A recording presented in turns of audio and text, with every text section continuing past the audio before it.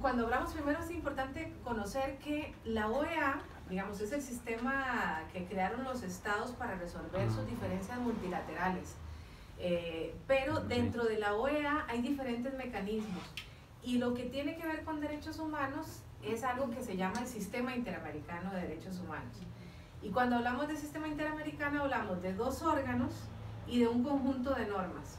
Dos órganos, uno es la Comisión Interamericana de Derechos Humanos que tiene sede en Washington, otro es la Corte Interamericana de Derechos Humanos que tiene sede acá en San José de Costa Rica. Y el conjunto de normas son tratados internacionales que los estados han ido aprobando y que se han comprometido a cumplir. Entonces, a veces lo primero que escuchamos o que escucha uno de un candidato como Fabricio Alvarado es: esto afecta a nuestra soberanía.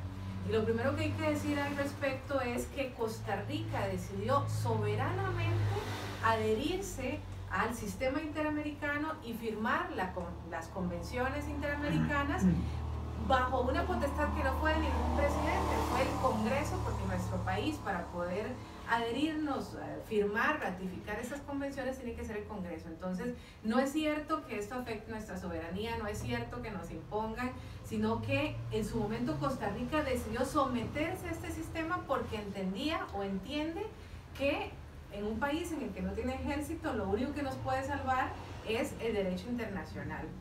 Entonces esa es una primera, digamos, consideración sobre esta falacia de que la soberanía es otra cosa. Entonces resulta que les decía que hay una serie de convenciones. La más importante es la Convención Americana sobre Derechos Humanos, que es la que fija un catálogo de derechos civiles y políticos mayoritariamente. En realidad la Convención Americana o Pacto de San José, que es lo que escuchamos que se firmó acá en San José, por eso se le llama Pacto de San José. Esa convención es como la que establece como la mayor, digamos, la base, el núcleo del sistema interamericano, el núcleo de normas. Y lo que pasa es que en esta convención no todos los países la han ratificado, Costa Rica sí, pero por ejemplo Estados Unidos no la ha ratificado, algunos países no la han ratificado. Entonces una de las críticas que uno escucha a nivel internacional es que no todos estamos sometidos. Bueno, Estados Unidos, por ejemplo, no ha firmado ningún tratado internacional, entonces, eso no quiere decir que se justifique, debería firmar. Hay países que no han ratificado la Convención Americana, hay países que han ratificado la Convención, pero que no han ratificado la competencia de la Corte, o sea, que no le han dicho a la Corte que sí puede conocer asuntos de su país. En el caso de Costa Rica, sí ratificó la Convención Americana, sí ratificó la Corte, la competencia de la Corte Interamericana, entonces por eso nos aplica. De la Convención Americana hay dos obligaciones básicas que están establecidas en los artículos 1 y 2 de la Convención. Uno es que los estados se comprometen a respetar y garantizar derechos humanos. ¿Qué significa respetar? Significa que yo no puedo, un policía, por ejemplo, no puede llegar y matarnos. Eso sería una ejecución extrajudicial. O sea, respetar es los agentes del Estado o el Estado se compromete o se abstiene de hacer cosas que nos puedan afectar en nuestros derechos humanos. Eso significa respetar a nivel de, digamos, del derecho internacional. Pero también dice la Convención que los estados tienen que garantizar, y garantizar es mucho más allá, no solamente los estados, ningún policía, ni militar, ni puede llegar y decir te voy a matar o te voy a detener porque me da la gana, sino que tienen que garantizar, o sea, tienen que organizar todo el aparato estatal para que nuestros derechos sean realmente efectivos. Entonces, ¿yo qué hago con decir que tengo derecho a la educación si no tengo ninguna escuela en mi pueblo? O sea, tengo en abstracto un derecho a la educación, pero para que el Estado me garantice ese derecho, tiene que haber una escuela, esa escuela tiene que tener recursos, tiene que tener maestros, eso significa lo que es la obligación de garantía. Y luego, la segunda gran obligación de los estados tiene que ver con las leyes. O sea, para respetar y para garantizar, los estados tienen que adecuar todas las leyes internas a esto que se llama, digamos, el derecho internacional. O sea, para hacer que nuestros derechos sean realmente en la práctica una realidad, que los podamos sentir, necesitamos tener una normativa también que sea, digamos, acorde. Por eso, con este tema del matrimonio igualitario, o sea, nada hacemos con decir, no, aquí no hay discriminación, acá todos somos iguales, si no tenemos una normativa que garantice que efectivamente todos somos iguales. Una de las principios básicos del derecho internacional es que los estados se comprometen a cumplir de buena fe Resulta que en derecho internacional no tenemos un ejército, o sea, no hay forma en la que yo diga, bueno, si Costa Rica no cumple con esta opinión consultiva, va a venir el ejército de la OEA, nos va a invadir y va a obligar a la asamblea que cumpla. Eso no existe. ¿Por qué? Porque todo el derecho internacional, todito, se basa en la buena fe de los estados. O sea, los estados soberanamente dicen, ok, yo me someto a esa jurisdicción, a ese espacio internacional, y por lo tanto de buena fe también me comprometo a cumplir. Entonces, ¿qué pasa cuando un Estado no cumple? Esas son de las grandes debilidades que tiene el derecho internacional. Bueno, lo que uno usa es la vergüenza pública internacional. ¿Qué pasa si Costa Rica decide salirse de la Corte Interamericana de Derechos Humanos? Costa Rica ha sido el único Estado del continente que ha firmado todas las convenciones interamericanas. Salirse del sistema interamericano de la Corte supone, digamos, dejar absolutamente desprotegido, quedar absolutamente desprotegidos. Por ejemplo, la Unión Europea tiene normas de derechos humanos. En las negociaciones que se hacen bilaterales, Unión Europea-Centroamérica, los estados centroamericanos se comprometen a cumplir con este tipo de normas. Que Costa Rica se salga puede implicar revisar inclusive las relaciones con la Unión Europea, porque la Unión Europea, a la hora de firmar tratados con nuestros países, nosotros también nos comprometimos a que íbamos a cumplir con este tipo de normas. Entonces, eso es parte, digamos, de los mecanismos que tenemos para decir, bueno, Costa Rica no se puede salir, pero más importante que la vergüenza internacional de si Costa Rica se convierte de pronto en el país más retrógrado del continente, es que quedamos todos y todas desprotegidos. O sea, si en este momento, por ejemplo, nosotros necesitamos un tratamiento médico, aparece una enfermedad y yo necesito un tratamiento médico, y resulta que ustedes han oído que la Sala Constitucional, cuando uno necesita un tratamiento especial, uno va a la Sala Constitucional, generalmente la Sala dice, si se otorga el amparo, le ordeno a la caja que atienda a esta persona. Pero bueno, resulta que puede ser que la conformación de la Sala cambie, y de pronto a la Sala se le ocurra decir, no, miren, es que la caja no tiene recursos. Entonces esa medicina que usted necesita, que vale 1 millón de colones al mes, la caja no está obligada a dársela. ¿Y qué hago yo como ciudadana que necesito esa medicina para vivir, y que la Sala, que es el máximo órgano interno, me dice, no, usted no la puede tener porque no tenemos plata en el país, y como no tenemos plata, pues se aguanta? ¿A dónde acudo yo? Si Costa Rica decide salirse del sistema interamericano, todos y todas quedamos en indefensión, porque entonces no tendríamos una instancia a la que podamos ir para poder ir a defender nuestros derechos cuando se nos violentan en este país. Entonces ese es el principal riesgo de decir, nos salimos porque no nos gusta el matrimonio igualitario. El matrimonio igualitario es una pequeña decisión en función de muchas decisiones más importantes que la Corte ha tomado históricamente, pero que sobre todo que puede tomar para garantizar nuestros derechos, ¿verdad? Ese es otro elemento, digamos, importante a considerar. Entonces, la Corte Interamericana, les decía que el sistema tiene estos dos órganos, la Comisión y la Corte. La Comisión funciona como, llamamos a nivel internacional, como un órgano cuasi jurisdiccional, o sea, tiene actividades políticas, tiene funciones políticas, por eso ustedes a veces escucharán que la Comisión se pronunció sobre un país, hizo un informe, realiza visitas y también conoce casos. Y resulta que solamente cuando la Comisión conoce un caso y decide que el caso tiene suficiente prueba, el caso llega a la Corte Interamericana. Entonces, una vez un caso llega a la Corte es porque ha pasado por la Comisión Interamericana, y generalmente, lamentablemente, pasan muchísimos años antes de que un caso llegue a la Corte Interamericana. Pero hoy no vamos a hablar de la Comisión porque tiene otro montón de cosas, sino que vamos a enfocar en la Corte Interamericana, y cualquier cosa ustedes me van preguntando. La Corte, como saben, tiene sede acá en Costa Rica, está integrada por 7 jueces, que son jueces que tienen que ser del continente americano, pero además son jueces que tienen que ser de alguno de los países que ha ratificado la competencia de la Corte. Entonces, por ejemplo, no podemos tener un juez que sea de Estados Unidos, porque Estados Unidos no ha ratificado la competencia de la Corte Interamericana. ¿Cuáles son los requisitos? Bueno, se les elige a título personal, o sea, no representan ningún país, aunque son los países los que lo proponen. Tienen que tener reconocida autoridad moral y conocer de derechos humanos, tienen que tener las condiciones para el ejercicio de las más altas funciones en su país. ¿Esto qué significa? Por ejemplo, en el caso de Costa Rica, para ser magistrado de la Corte Suprema, que es nuestro máximo puesto, digamos, en la Corte Suprema, tienen que ser abogados mayores a 35 años. Entonces, si una persona quiere postularse de Costa Rica a la Corte Interamericana, tiene que ser mayor de 35 años. En otros países tendrán otros requisitos. digamos, eso es lo que esto significa. No pueden haber 2 jueces costarricenses o 2 jueces hondureños, solamente puede haber un juez de cada país, y están en sus cargos por 6 años con posibilidad de reelegirse una única vez, o sea, hasta un máximo de 12 años es lo que pueden estar. Estos son los jueces actuales. Él que es de Colombia, él es de Chile, él es de Argentina, él es de México, él es de Ecuador, él es de Brasil, y doña Elizabeth Odio, que es la única costarricense. Entonces, estos jueces no ganan un salario, digamos, no están en Costa Rica permanentemente, ganan un estipendio mensual y cada vez que vienen a sesiones se les paga como un honorario, digamos, pero no ganan un salario, no están funcionando permanentemente. Entonces vienen a Costa Rica al menos 4 veces al año, porque sesionan de manera ordinaria 4 veces al año y de manera extraordinaria 2, 3 veces, a veces acá, a veces sesionan en otros países que los inviten. Lo que sí está permanentemente en Costa Rica es la Secretaría Ejecutiva, que es una oficina donde hay un secretario ejecutivo, una secretaria adjunta, y hay como unos 20, 25 abogados y abogadas que son los que hacen el trámite de los casos, son los que presentan los proyectos, y cuando la Corte se reúne, entonces la Corte decide. El mínimo que se requiere para que la Corte se reúna son 5 jueces. Y hasta la fecha tenemos 20 estados del continente americano que han reconocido la competencia de la Corte.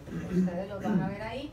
Por ejemplo, Venezuela, hará unos 3 años más o menos que Venezuela decidió también, porque estaba molesto con la Corte Interamericana por decisiones que la Corte había tomado, decidió renunciar o denunciar la Convención Americana y entonces salirse de la Corte. Sin embargo, que esa es otra cosa que ustedes seguramente la habrán escuchado en esta discusión, aunque un país se salga de la Corte Interamericana, tiene que haber un periodo de 1 año en el que se le notifica, digamos, que se desea salir, y otro año más, que es como el periodo de vacancia, le llaman, para que esa denuncia surta efectos. O sea, eso va a ser aplicable, suponiendo que, espero que eso no pase, que a final de año se les ocurra decir que van a denunciar la Convención Americana, vendría a ser aplicable 2 años después y para casos de futuro, no retroactivamente. O sea, no es posible decir, yo denuncio la convención, me salgo de la Corte Interamericana porque no voy a cumplir con eso. Aunque se salga de la Corte Interamericana, las decisiones que ya se tomaron son decisiones que son vinculantes para el país y deben acatarse. Entonces, ¿quiénes han hasta el momento denunciado? Bueno, Venezuela, y Trinidad y Tobago en algún momento también era parte y denunció, porque en una decisión que tomó la Corte Interamericana sobre pena de muerte, que a Trinidad y Tobago no le gustó y también decidió que se salía de la Corte o del sistema interamericano. Entonces resulta que la Corte Interamericana tiene 2 tipos de competencias, que se llama, o sea, 2 tipos de funciones. Una es la competencia contenciosa, o sea, es cuando le llega un caso vía Comisión Interamericana, y es un caso, como su nombre lo indica, donde hay un conflicto, la Corte tiene que decidir cuál parte es la que gana. Entonces, por ejemplo, la Corte conoció el caso Mauricio Herrera contra Costa Rica, que es un caso muy importante de libertad de expresión, donde la Corte, Mauricio Herrera, que es de paso el actual ministro de Comunicación, pero en ese momento él trabajaba para La Nación, lo condenan porque hizo un reportaje, lo condenan penal y civilmente, y fue a la Corte, bueno, hizo todo el paso, llegó a la Corte Interamericana, y a partir de esta decisión, digamos, de la decisión de Mauricio Herrera, la Corte se refiere a la importancia de la libertad de expresión para la democracia, se refiere a cómo las condenas penales, por ejemplo, restringen la libertad de expresión, y a partir de esa decisión, la Corte Interamericana dice que nuestro sistema penal tiene una falla, y es que no prevé realmente el recurso de apelación. Entonces es una decisión muy relevante, porque a partir de esto se cambia todo el sistema. No sé si ustedes han tenido alguna cercanía con el sistema penal, pero antes había una condena y lo que había era casación, un recurso que se llama casación, que es un recurso muy técnico y solamente se puede meter por cosas muy específicas. Bueno, cuando la Corte analiza esto, dice, aquí hay un problema porque en realidad no hay un recurso de apelación que permita revisar qué fue lo que pasó, y por lo tanto lo ordena Costa Rica, que tiene que crear los tribunales de apelación y el recurso de apelación que se está poniendo, digamos, en práctica. Ese es uno de los casos, digamos, el caso de la fertilización in vitro, que lo conocen también, que es otro caso que también se falló. Y después tiene la opinión consultiva, y la otra competencia es lo que se llama la competencia consultiva, que es una competencia en la cual los estados le preguntan a la Corte algo, y le dicen, señores de la Corte, yo quiero saber si esta norma que tengo, por ejemplo, Costa Rica le preguntó hace muchos años si era convencional, o sea, si era, digamos, legal, pero la palabra es convencional, o sea, si era ajustado a la Convención Americana que se les exigiera a los periodistas colegiarse, o sea, afiliarse al colegio de periodistas para poder ejercer su profesión. Y a partir de esa decisión, que fue muy importante también, la Corte dije, no, porque la libertad de expresión es un derecho que tenemos todos y todas, y no podemos imponer que para aparecer en algún medio de comunicación yo tenga que estar afiliado a un colegio en particular. Entonces, eso no es convencional. Esa decisión es muy importante conocerla en este contexto. ¿Por qué? Porque cuando la Sala de lo Constitucional conoció en aquel momento la opinión consultiva de la Corte, la propia Sala Constitucional dijo, las opiniones consultivas son vinculantes para nuestro país. Entonces, otra de las cosas que anda circulando por ahí que dice, es que no es una sentencia y por lo tanto Costa Rica no tiene que cumplirlo porque no es una sentencia. Efectivamente no es una sentencia, es una opinión consultiva, pero nuestra propia Sala, cuando analizó la opinión consultiva de la colegiatura obligatoria, dijo que sí eran obligatorias para nuestro país. Entonces, no es que la Corte Interamericana diga una cosa, es que ya nuestra Sala dijo que son obligatorias. Entonces, ahí se nos cae todo el tema de la soberanía y de que no sé qué, cuando ya nuestra Sala dijo que teníamos que acatar las opiniones consultivas. Otra objeción que tal vez yo he escuchado, y tal vez para tener las herramientas, es que se violentaron los procesos porque en vez de haberlo hecho interno, se lo hicieron directamente a la consulta. Por eso, porque en esta competencia, les decía, en esta competencia consultiva, cualquier Estado puede hacer preguntas a la Corte. Y también puede hacer preguntas la Comisión Interamericana o puede hacer preguntas a algún órgano de la OEA, podría hacerle preguntas a la Corte. Entonces, en realidad no se ha violentado nada, solamente que se siguió un proceso que se llama opinión consultiva, que está previsto en la Convención Americana, que tiene una serie de reglamentos, que lo puede solicitar quienes, digamos, yo no puedo, ninguna persona puede solicitar una opinión consultiva, pero el Estado puede solicitarlo. Y aún cuando es una opinión consultiva, la Corte publicó que estaba haciendo que Costa Rica le estaba preguntando eso. Se hizo una audiencia donde participaron cientos de personas. Si ustedes analizan y ven la página de la Corte, en la audiencia hubo montones de gente, iglesias entre ellas, un montón, que presentaron lo que se llama amicus curia o amigos de la Corte, que es un escrito donde uno le dice a la Corte, mire, yo creo que usted debería fallar de esta manera.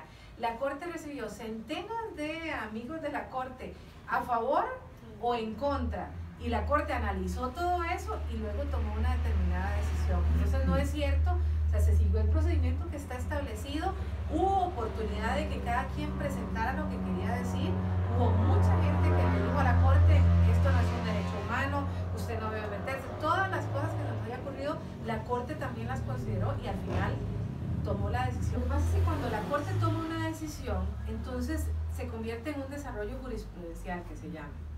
Entonces resulta que lo que la Corte ha dicho es, cuando yo digo algo, y la Corte, digamos, es la que fija, digamos, su propia competencia, cuando yo digo algo, todos los estados, y dentro de los estados los jueces, fiscales, todos los agentes estatales, o sea, todas las autoridades, tienen que tomar en cuenta lo que yo digo a la hora de aplicar la legislación interna.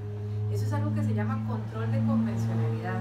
Entonces, ¿qué es lo que pasa? Que a la hora en la que la Corte dice, aquí está esta opinión consultiva donde yo estoy diciendo que no se pueden crear figuras que sean discriminatorias, cualquier Estado y cualquier autoridad debería considerar eso que la Corte dijo para hacer la aplicación a nivel interno. Entonces, por eso es que se vuelve, digamos, obligatoria. Ahora, habrá estados que dirán, no, yo no lo voy a cumplir, y entonces, ¿qué es lo que puede pasar? Lo que puede pasar acá inclusive, si el Estado dice, no, no lo voy a cumplir, alguna pareja puede decir, bueno, se está violentando, presenta y usa la vía contenciosa para que la Corte vuelva a decir lo mismo. Mire, ya yo le dije que tenía que hacerlo de esta manera. La Corte acaba de sacar una opinión consultiva sobre el tema del ambiente, que es una opinión consultiva importantísima, donde dice que el derecho a un ambiente sano está protegido por la Convención Americana y señala que todos y todas tenemos el derecho a un ambiente sano. Esa es una decisión fundamental.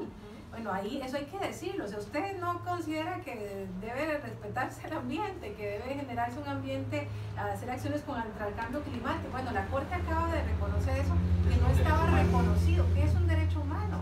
Entonces seguramente habrá más afinidad prioridad para eso que para este otro tema. Pero entonces hay varias decisiones que es importante. Por ejemplo, ustedes conocerán a Fujimori, que ahora hay toda una discusión sobre el tema del indulto.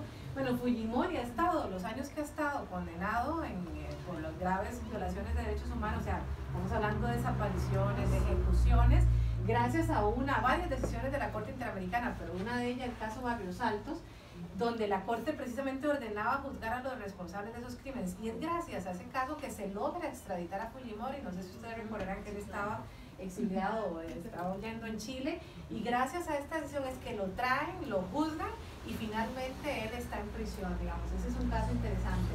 El caso Molina Teyssen, ese es el caso de un niño de 14 años que fue desaparecido por el ejército en Guatemala hace ya, bueno, en el 81. Este caso es súper importante. Este caso tiene en este momento, al día de hoy, a 5 altos mandos militares del ejército de Guatemala en prisión preventiva en Guatemala. Es un caso que va a empezar la audiencia ahora el 1 de marzo.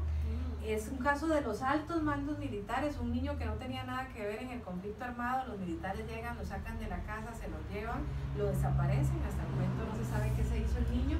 Y gracias a estas sentencias que hoy tenemos a 5 militares súper importantes sentados en el banquillo de los acusados teniendo que rendir cuentas. Entonces, gracias a una decisión de la Corte Interamericana, si no el caso estuviera simplemente olvidado. Los casos de Inés y Valentina. Inés y Valentina son 2 indígenas mexicanas que fueron en diferentes momentos abusadas sexualmente por el ejército mexicano. Entonces a las 2 las violaron y, por ejemplo, en este caso, bueno, dictaron una serie de medidas. Por ejemplo, se están haciendo medidas para que la atención a víctimas de violencia sexual indígenas tome en cuenta su identidad, digamos, cultural, tengan pertenencia cultural. Pero además en este caso también ya hay 4 personas, 4 militares que están siendo procesados, no han sido condenados, pero que están siendo procesados nuevamente porque hay una sentencia de la Corte Interamericana que le ordenó a México que tenía que investigar y hacer justicia. La idea, digamos, de eso es para que ustedes, digamos, den como una dimensión muy general, porque la Corte ha hecho muchas más cosas, de cosas que la Corte ha logrado, ¿verdad? Puedo hacerles como un resumencito. Pero creo que es clave en estas discusiones que vayamos a entender no solamente los aportes que la Corte ha tenido para la humanidad, sino lo que significa salirnos para nosotros. Entonces, otro caso importante, por ejemplo, el caso de las hermanitas Serrano versus El Salvador, que fue un caso también de 2 niñas desaparecidas en el conflicto armado y que fueron dadas en El Salvador en el conflicto armado. Se estilaba a quitar a los niños, los secuestraban y algunos los adoptaban los militares o los vendían. Bueno, gracias a esta sentencia, la Corte Interamericana de El Salvador creó una Comisión Nacional de Búsqueda que han encontrado ya más de 50 niños, que ahora no son niños ni niñas, ahora son adultos, pero que los han encontrado gracias a una decisión de la Corte Interamericana. El caso de Juan y Santiago, que son 2 indígenas que fueron detenidos, torturados en México, estuvieron 21 años en prisión. Y hace 2 años logramos, a partir de una decisión no de la Corte, de la Comisión Interamericana, que fueran declarados inocentes y que fueran finalmente, tenían todavía como 15 años más de condena, pero gracias a una decisión, digamos, del sistema interamericano se logró la libertad de estas personas. ¿Por qué? Porque nuevamente, o sea, ustedes son detenidos en la calle porque a alguien se les ocurre que tiene un tatuaje, no sé, de pronto se les va a ocurrir que algunos nos vemos, somos demasiado morenos o demasiado no sé qué. Y bueno, ¿ante quién reclamamos si somos detenidos arbitrariamente, si de pronto nos condenan en un proceso que no respetó nuestras garantías? Bueno, para eso existe la Corte Interamericana. Mariada Peña, que es un caso también muy famoso, que es una mujer víctima de violencia intrafamiliar en Brasil, que el esposo le disparó una noche y la dejó parapléjica, y durante 10 años estuvo peleando internamente para que condenaran al esposo y simplemente no lo condenaban. Este es un caso que llegó a la Comisión Interamericana y a partir de una decisión de la Comisión Interamericana, Brasil aprueba lo que se conoce como la Ley Mariada Peña, que es la ley sobre violencia intrafamiliar en Brasil. Entonces, a través del sistema interamericano, esos son solamente algunos ejemplos, se han logrado reformas legislativas, se ha logrado que haya justicia, se ha logrado este tipo de comisiones, por ejemplo, para que busque, y así un montón de otros ejemplos. Este caso, el caso Sarayaco, que era un video que quería mostrarles, pero creo que ya se hace un poco tarde, es un caso, digamos, de explotación de población indígena que les estaban quitando las tierras, y es gracias a una decisión de la Corte Interamericana que ellos logran parar la explotación en su territorio. Pues cuando en este país alguien les diga no, cuando un juzgado les diga no, cuando la sala les diga no, cuando sean víctimas de alguna violación a sus derechos, si aquí les dicen que no porque se les ocurrió a alguien, ¿a dónde pueden acudir? Y si no estamos en la Corte Interamericana, pues nos vamos a tener que aguantar porque no vamos a tener ningún otro espacio.